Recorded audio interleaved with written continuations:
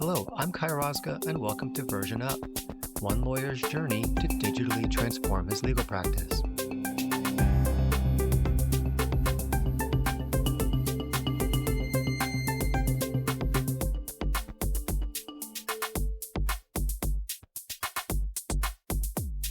Hi, thanks for listening. Really excited to share this episode with you.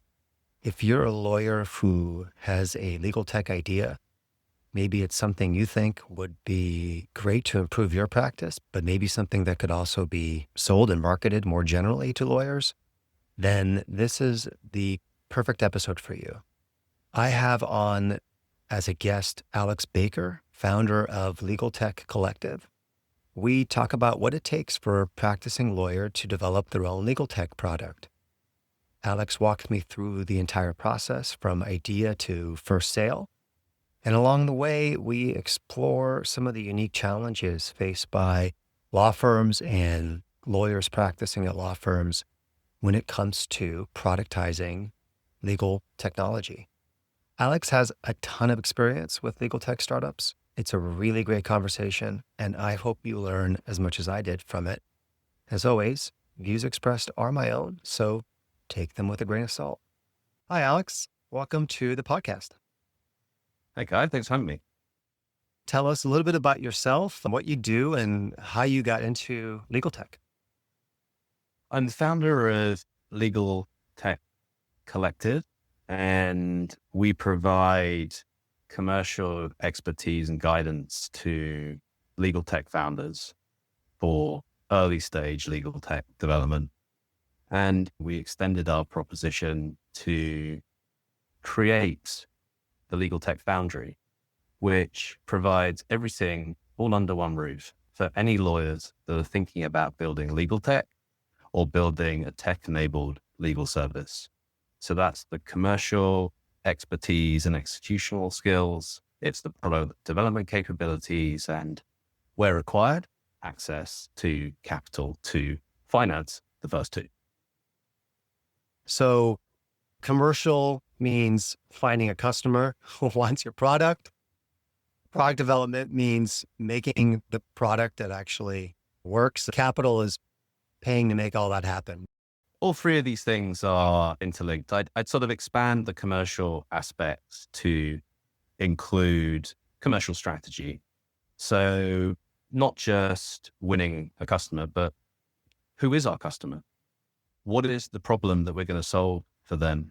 What value are we going to create for that customer by solving it?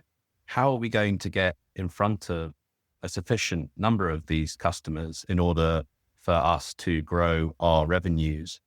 How do we grow revenues at a point where it makes the investment attractive and generates a return? So these three pieces are interlinked quite acutely. So let's say I'm a lawyer and I have a really great idea for a legal tech solution. And I work at a big corporate law firm, and I've figured out a way to create a product that's going to automate some workflow in a corporate practice. And this is going to be a huge hit. But I bill hours, which means I work 60 hours a week. I try to squeeze in the minutes I can on the weekend to think about this idea, but I just can't get the traction. Help me. Okay, awesome question, Kai. And you probably just described every lawyer that's ever had an idea.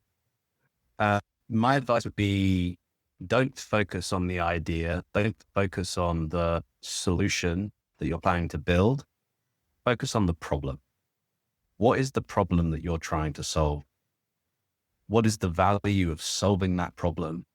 Who experiences that problem or that pain that you're looking to resolve? This will filter into your strategy.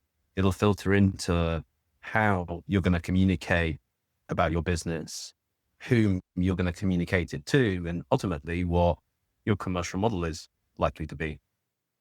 Because if you can solve a problem and create value, that value needs to translate into how you price for your particular solution. But so many lawyers that I meet, they don't really do sufficient amount of due diligence on the problem itself, because they get excited about an idea. And it's easy to see why.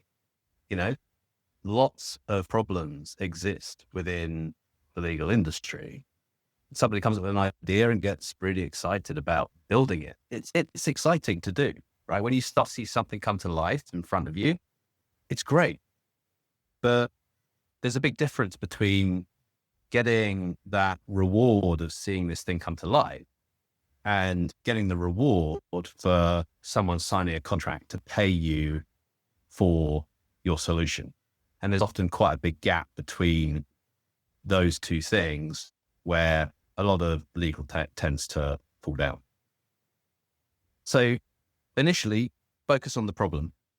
I'd actually would love to tease that out a little bit. How to think of a problem, how to define what a problem is. So I'm obsessed with DocuSign because to me, DocuSign fixed a very clear pain point and problem for everyone, right? Lawyers working at law firms, the clients they support, no one wanted to deal with sending around PDFs and printing them out at some point and then scanning them, eventually a digital signature, et cetera, et cetera. DocuSign to me is a perfect example of like a problem solver. But there are other ideas that don't necessarily tackle like a pain point, but maybe they create new value. Maybe a law firm thinks this is something that will improve the quality of the services I provide.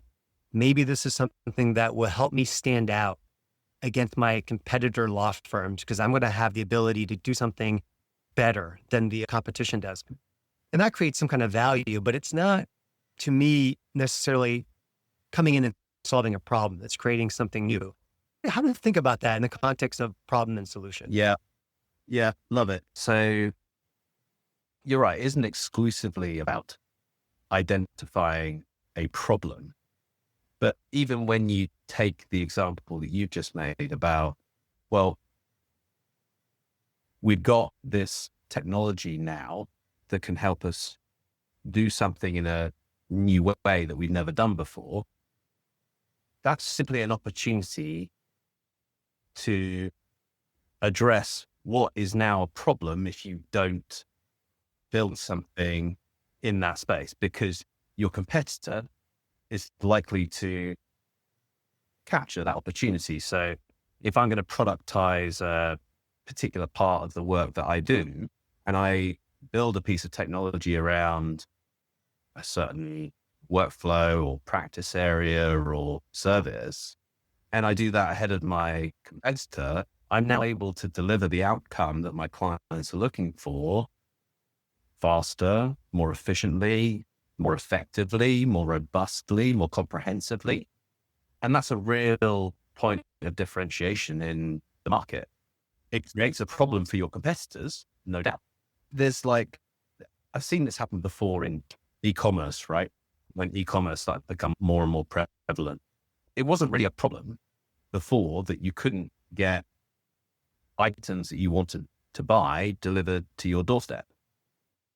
But if you were a new retail brand that was trying to sell a t-shirt in today's market and you didn't have an e-commerce proposition, I think you'd be left well and truly behind. So yeah, no doubt this new technology is creating new opportunities, not just enabling us to address problems that have always existed within the legal space. That's a very enlightening framing for me, because I think about legal tech being deployed with law firms. I can easily see a situation where the main incumbents, the ones that are doing really well, are probably going to be a little slower to feel the pressure to adapt some of these technologies. But maybe the next tier down, the tier that's scrambling to get to the top, or maybe the middle tier that's really fighting it out with dozens and dozens of other law firms, they really might be the ones that see this opportunity you're describing. And they do face a problem. The problem is they're up against big brand corporate practices that don't have to play by the same rules necessarily, because they have a big brand, they have really strong client relationships. They have already recruited the most business generating rainmakers. So from the perspective of that next tier of law firm, that is a problem, right? Yeah, potentially. I see it as an opportunity for just about every area of the market. If I think about it from a specialist law firm's perspective, they have already productized their offering because they provide a specific service to a specific group of clients. It's just that that service is provided by humans rather than being provided by technology. So there's an amazing opportunity for firms like that to service and capture a much greater segment of the market than what they've been able to so far, because when you have a professional services business, you're of course limited by the number of people that you're able to hire and bring on board and train up to deliver this service. Tech obviously is far more scalable in that regard. I think in the mid-market, that same potential exists, but it exists within specific practice areas where they themselves are providing specific services to specific types of clients, where there is an opportunity to build technology and to deliver all of that value that I just mentioned in relation to the specialist firms. And then you've got the top tier firms who are already investing in this space. And there is, you're seeing successful products being developed in some instances, but these big firms, they are investing significant quantums of cash to develop these solutions, sometimes bespoke builds internally where they've hired AI engineers and hired developers. And that's obviously incredibly expensive to do that, but equally working with partners like us to be able to deliver these new product lines, to be able to start to service this very wide ranging client base in a better way.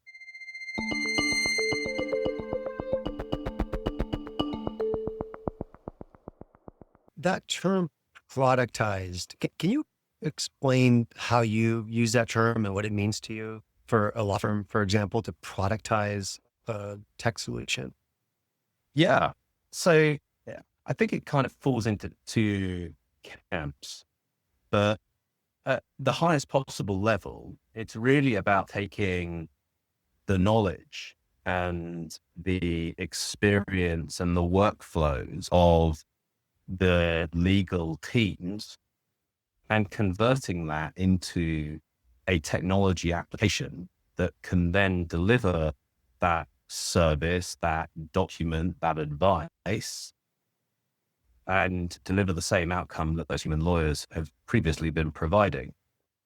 And that can then take shape in the form of a piece of standalone legal tech that clients can access, or it can be a tech enabled service. And this is where there's a difference between a law firm procuring and using technology to make their lawyers operationally more efficient and building a productized service where the technology is doing the work, but the lawyer is providing the oversight and the governance of the output that the technology is producing. Mm-hmm. And that is what I would describe as a tech-enabled legal service. I think that framing is a really interesting one because sometimes I hear the term productized legal tech and I think, well, law firms aren't looking to like license technology that they use or develop. They're not looking probably to license that more generally. Maybe some of them are, but I think most of them are probably not thinking that way. But I think a lot of them are thinking, how can I use technology to improve how I service my clients? So how do you advise law firms on monetizing that? How do law firms then build that into their business or revenue model? Yeah, well, I think this is where firms have a bit of a challenge, right? Because if we recognize that firms are going to start going down this path and there's an opportunity for efficiency, and that efficiency is going to be passed on to the client, then that's a bit of a conundrum for every law firm, because your revenue is then going to be challenged if that efficiency is being passed on. But at the same time, I think for firms that are thinking about this and are taking action on this and are going to be the first movers on this front, you have the ability to capture more of the market and at a greater margin. So a lot of the productization areas that we've looked at are typically in areas where the work that's being done by the human lawyers is already incredibly low margin. So if, for example, you're working on a transaction and the fee is $100, right? And I'm not saying that's a fee for the service that you might be providing. I'm just using it as a nominal value, but you're making a 20% margin on that. That means you're making $20 every time you provide this service. Now, if you start charging half the rate, but you can do that at a 60% margin, well, you're now making more money than you were originally, even though you're charging half what you were previously in terms of profit. So I think that's the opportunity for firms.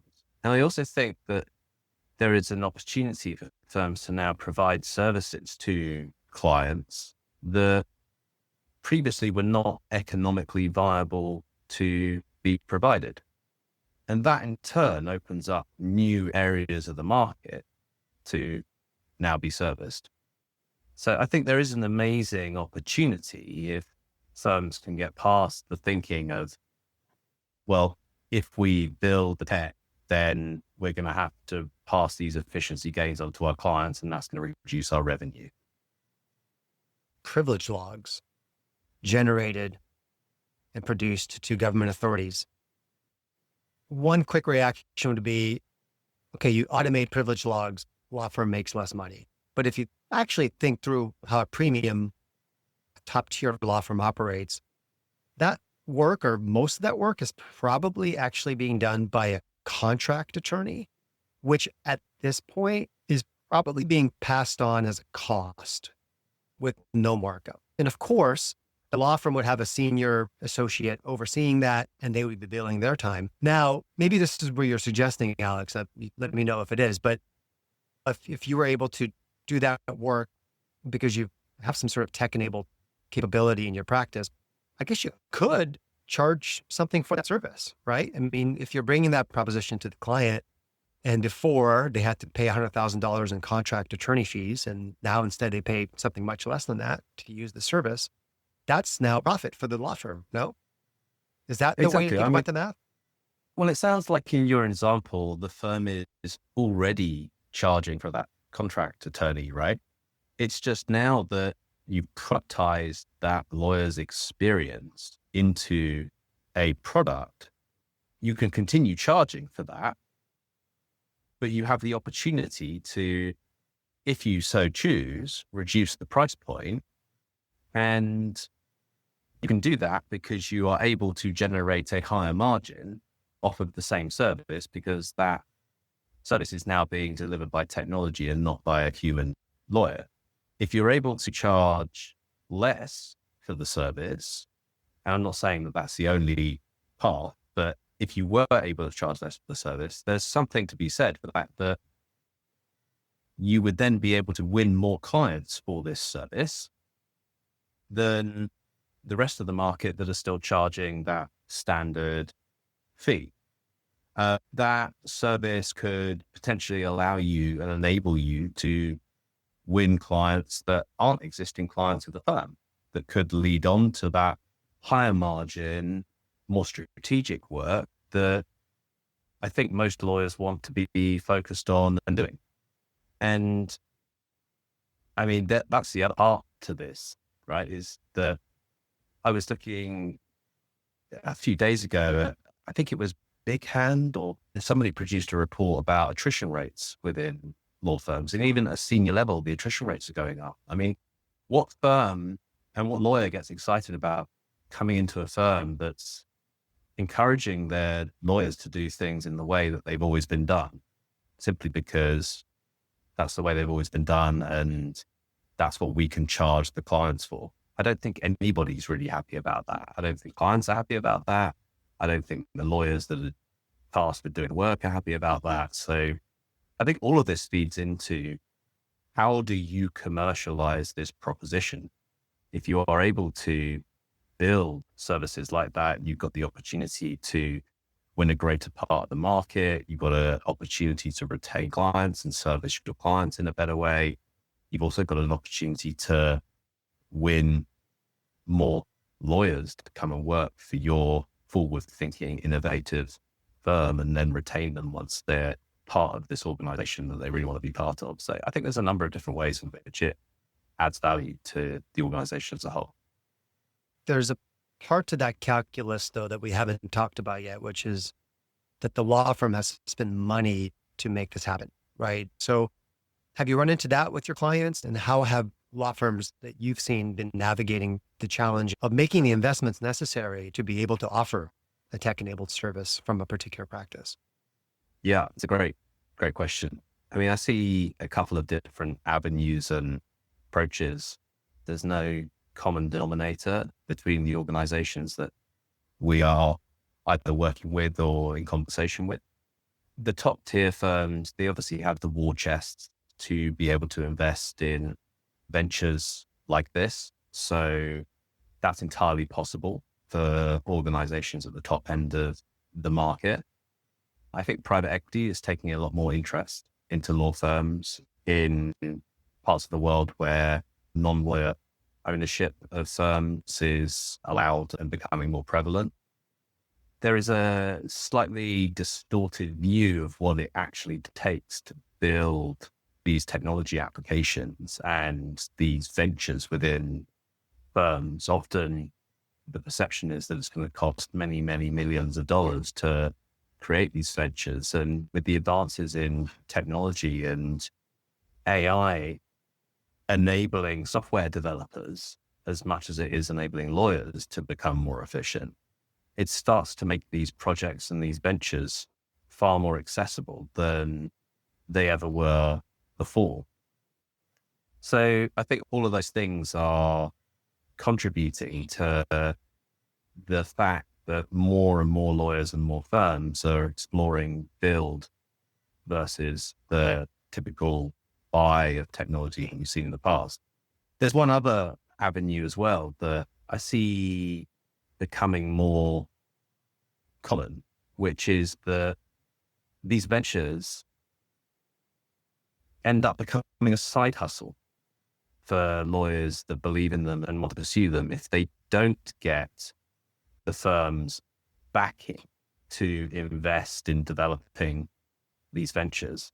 Often the firms that don't want to invest in building, they would rather that lawyer build something on the side than lose that lawyer and potentially their team entirely to another firm that is willing to allow and is willing to make investments into developing those technologies. So I start to see that occur more as well. Yeah, I like that human capital kind of angle to it.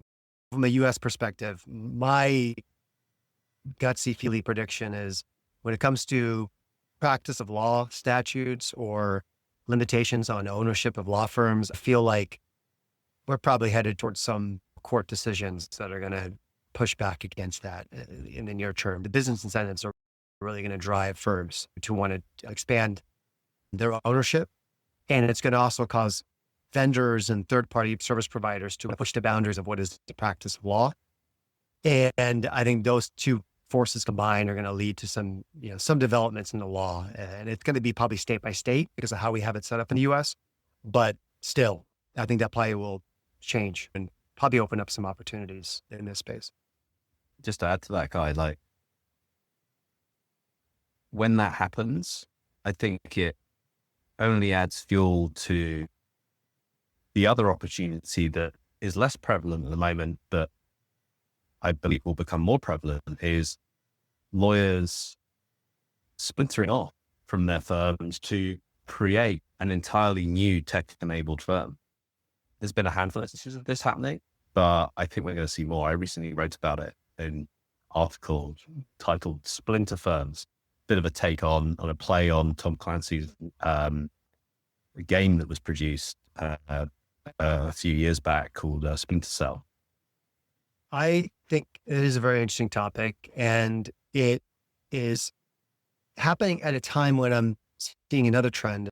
I'm an antitrust lawyer, and antitrust has typically been a practice area that gets embedded in large corporate law firms, but we're starting to see more boutique firms pop up, and lawyers take their shop, move it out of a big law firm, and start up a small shop of their own. I suspect one reason that's increasingly possible is the ability to minimize your overhead using technology. And then now, like you're suggesting, I think on top of that, technology can really make you perform as well or better than the competition. I think all those things combined to me suggest almost like a strange reversal to like back to solo practitioners from what has been, in my experience, a practice that's typically embedded in, massive corporate law firms. Completely. And, you mentioned about people, right? Like this is the root of all law firms. If you're a lawyer with an idea, it's your expertise and experience that you are going to download into this application. So this application is just a technological evolution of yourself. And in addition to that, you as a lawyer also have a client base. You have those relationships. Most startups would kill for having a client list you can immediately tap into to sell into. So I think lawyers have got an amazing advantage. And if you are a solo practitioner or a much smaller firm, like what's one of your biggest challenges? It's hiring people, right? I'm not saying that you don't need to hire, you probably just need to hire a different group of people. But if you can build the technology that enables you to overcome one of the biggest problems that you have in growing your practice, well, that's a really cool advantage as well.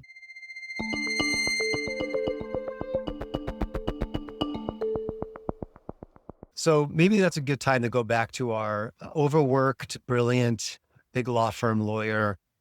Apparently now we're going to add to that a little disgruntled because he or she wants to convince their practice group leader to develop this really cool solution, but the practice group leader is resisting it. So we're going to add that to the mix too. So they've identified the problem, right? We've gotten the problem. What's next, Alex? Go test whether or not your idea of the problem, your hypothesis is correct. Go test that with the market. Of course, it has to be right. It feels right. I've always gone on my feelings and my gut instinct. It's worked out for me as a lawyer for 15 years. You're telling me that's not enough?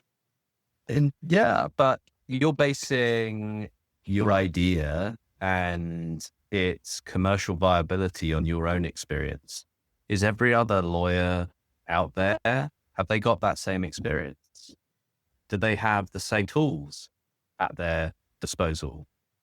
You might have this idea to go and build a application that helps you do X, Y, and Z, but you also have this hypothesis that every big law firm is going to want to buy this. And then you realize that they've got a myriad, an army of staff that are able to do this and can do this more effectively than your technology can. So I think it would be a fool's game to not go and validate your thinking, your hypothesis with the market.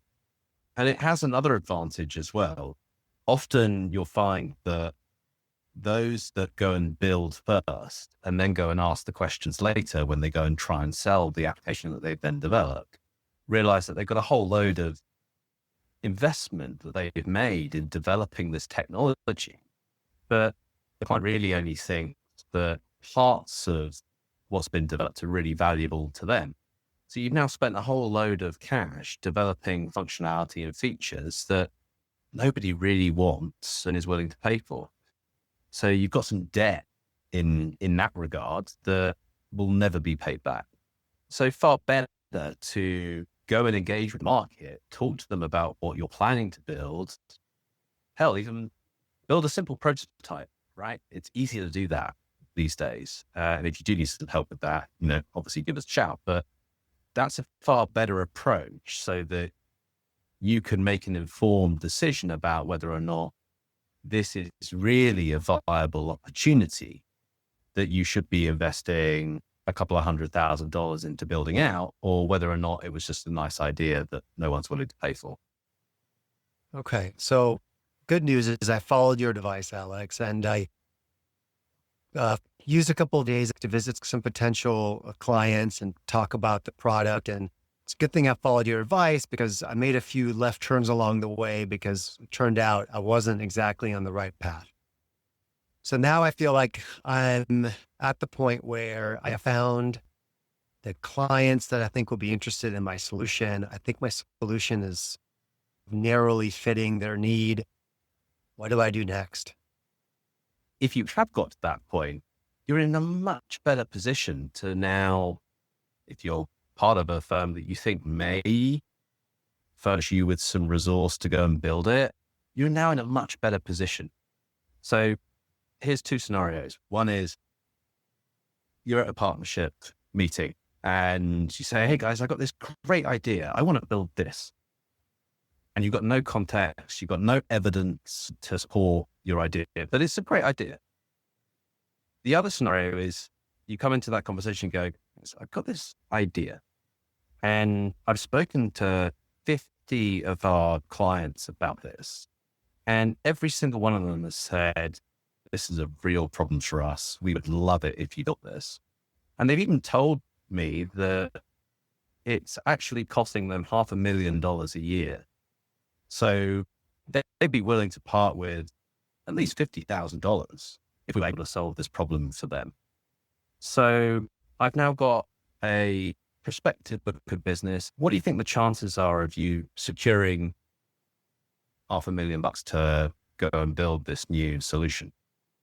I think pretty high, certainly a lot higher than in the first scenario. Okay. So I'm just going to go and do this on my own. I'm going to go out and pitch it.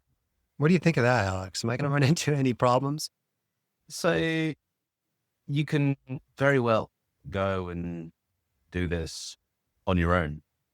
It'll just take longer because, like anything that you've never done before, it takes time to figure out how to do it. First time you ever rode a bike, you just jump on it and off you go. So I think there is a certain perception of selling technology and deploying technology, building technology. It's easy, right? Like anyone can do it. But then you look at the success rate of startups. Generally, it's not that high. Less than 5% are considered successful. I think Gartner produced some analysis on LegalTech. I can't quite remember the numbers, but it was something like 70% of existing legal tech startups won't still be around by 2030. So there's nothing to stop you going and trying to do this on your own. But I think regardless of whatever new venture that you're looking to go and launch, start, it's always helpful to have people that have been through that journey before, that don't just have the skill set, but have the experience to shepherd you along the way, which helps you get there far faster than you could by yourself, but also with far less stress of trying to figure out all of these things that you don't know how to do. So let's come back to the capital question then. I'm this hypothetical law firm lawyer. I know everyone thinks I make so much money, but a lot of law school debt, really expensive living in New York. And, after taking one too many trips out to the Hamptons, I don't have as much cash as you think I might. And now I feel like I've got this product idea. It feels like I've got a sense for what it's going to look like, who to sell it to. But now I need some money to develop this thing. What are my options? Well, I think firstly, you got the firm that you are part of. Would they provide you with some resources to be able to develop this, assuming they have the resources internally, which some firms may have developers, but even then you're probably going to be somewhere down the queue with actually having something developed for you. So, you know, speed to market may not be desirable in that instance. Maybe the firm will give you some capital, go and build this and find your own partner.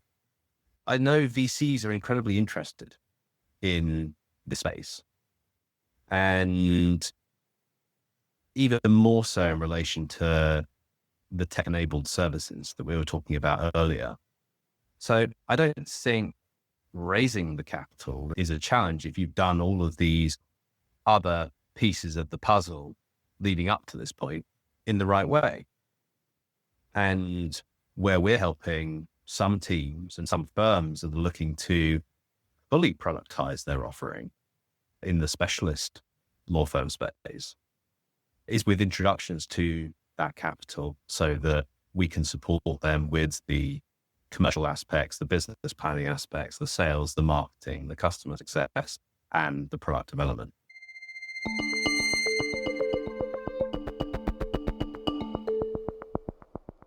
So now I've got some money in the bank and it's actually burning a hole in my pocket. So now I'm figuring out what is the quickest way I can develop this product? What is the decision-making process for how to go about developing that product that's actually going to launch into market?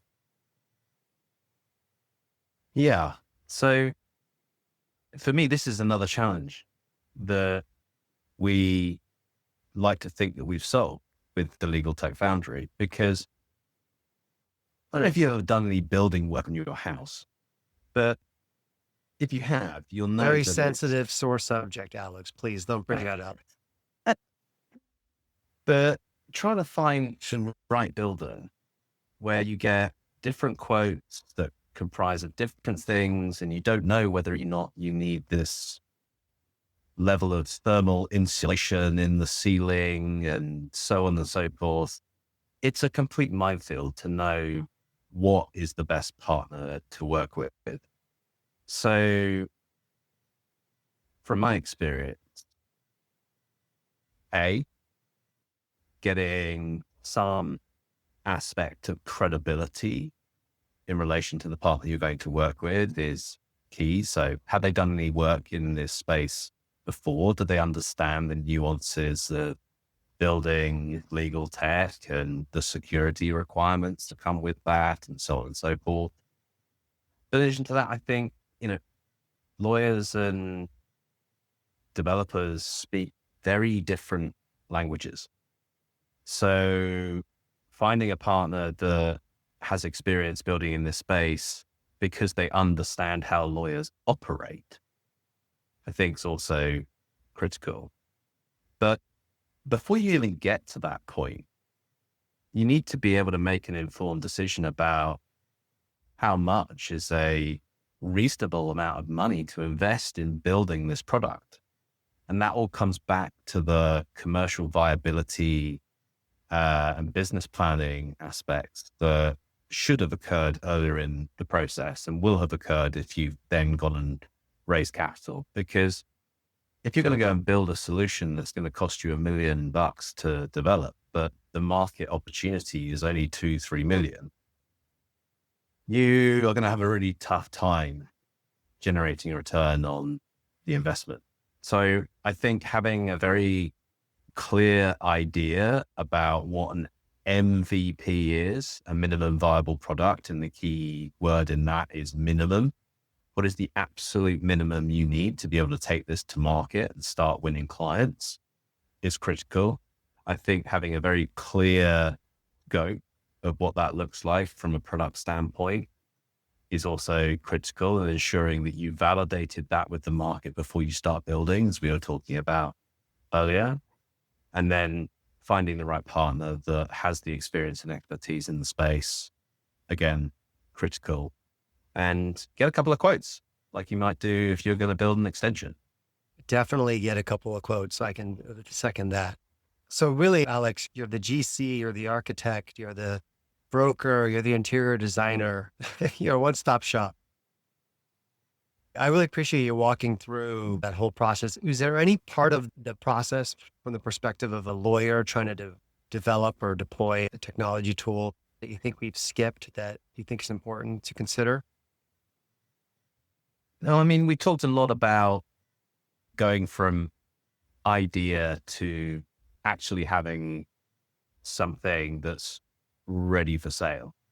There's obviously a whole host of work that is done after that. But what I would say is more broadly, the time is now for this. Like if you've got an idea and you've been sitting on it, the pace at which technology is advancing and developing, you can't really afford to wait. So if you've got an idea and you think it's a good one and you think that there might be an opportunity to develop something, don't wait. It doesn't cost a huge amount to go and test this idea with the market. It won't cost you a huge amount of time to go and test this idea in the market. Get that first sense. And if you need some help getting that first sense, give us a shout, but go and get that first sense so that you're not internalizing this so much. I think a lot of people fail to utilize the networks that they built over the years to externalize their ideas to get to that point of validation. Often there's some concern about, well, what if someone comes and steals my idea, right? But the risk is if you don't go and talk to the market, it's all the risks that we talked about earlier, building something that's not right, building something that people aren't willing to pay for, etc. And if you don't go and externalize those ideas now and you don't make progress on your ideas now, well, you're at real risk of somebody else coming and doing what you had planned to do. Well, I'm inspired. I like lawyers recognizing they have opportunity they can tap into that maybe they don't see now. Because as someone that worked at law firms for many years, it can be very easy to fall into a pattern of you get a project, you do a project, right? You bill hours, you answer questions, and you don't realize sometimes that over the course of a 10-year career, you've built up things other than just expertise in the law. You've developed relationships, which could be clients for a law firm, but they could be customers for a product, right? You have developed a network around you that you may not realize can be tapped into for something other than just, input, output, legal question, legal answer. So it's interesting to hear you provide that perspective and show us how deploying and coming up with legal tech solutions could be one output that people can add to their list as lawyers. I got what you're touching on there really is the mentality around building tech solutions, which is very different to delivering legal services. It's okay to not know the answer. It's your job as someone that's going to go and build something that's never been built before to go and find the answer. The other part here is also pace, being agile, being nimble, being able to adapt, being able to take action and take action quickly. I don't think the legal industry is typically renowned for the pace at which it evolves and moves. So I think it's a real advantage if you can think quickly, if you can act quickly, if you can move forward and progress quickly. That gives you the greatest possible chance of getting to an outcome. That outcome may be successful. It may end up being that actually you don't have a commercially viable opportunity and you shouldn't invest many hundreds of thousands of dollars into building something that no one's going to buy.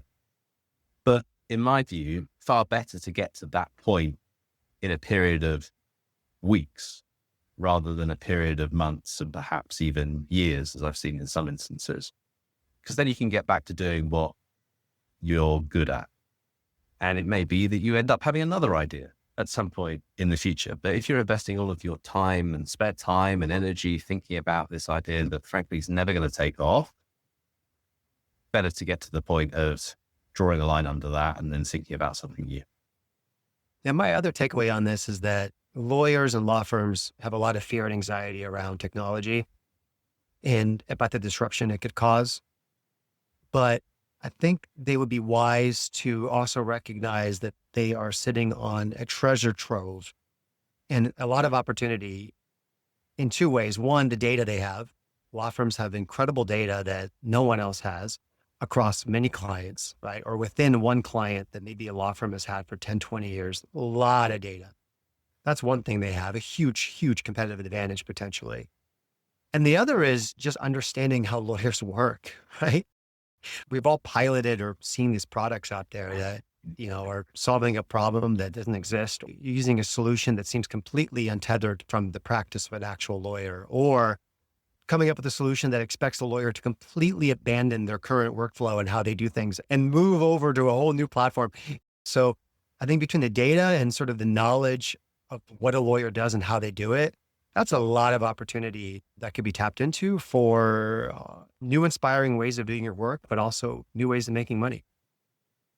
Couldn't agree more, Kai. And, we start to venture into the whole build versus buy discussion.